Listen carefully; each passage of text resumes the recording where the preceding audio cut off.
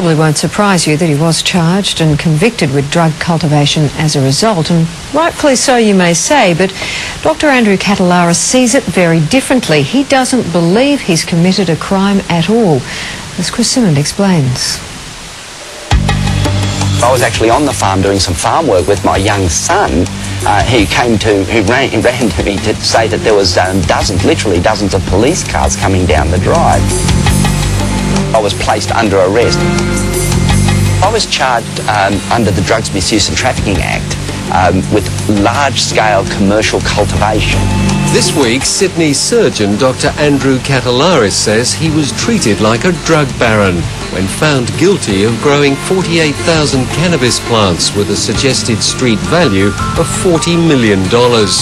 Problem was, this crop's real value was only $3,000. It wasn't marijuana, it was a fast-growing cannabis industrial hemp.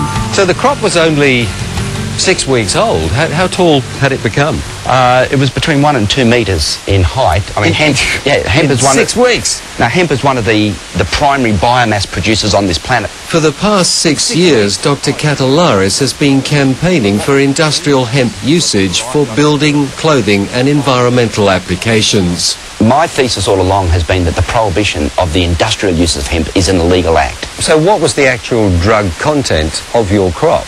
The THC level in these plants were measured by the police, and they were found to be 0.09% THC by weight. Now, 0.3% is considered the cutoff below which a plant has no use as a drug. So we were well below that industrial level.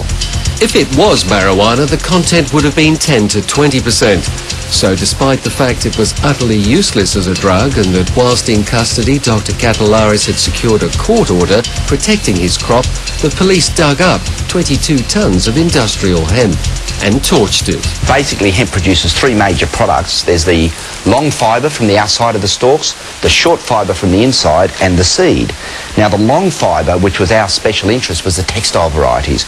We had refined by breeding the quality of the hemp fibre such it could go through a cotton spinning mill and produce the sort of clothes that I'm now wearing. When you look across this rather sort of arid expanse right now, in lost opportunity, what do you see?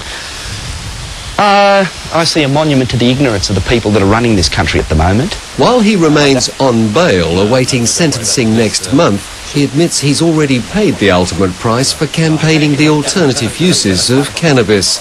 Last year, he was struck off as a doctor. I supplied cannabis in the form of a tincture to a number of people with life-threatening or severe medical illnesses. Against the law?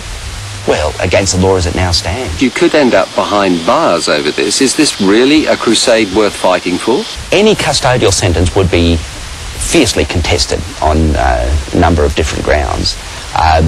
There is no crime taking place here. It really is a miscarriage of justice. I certainly won't give up what I'm doing.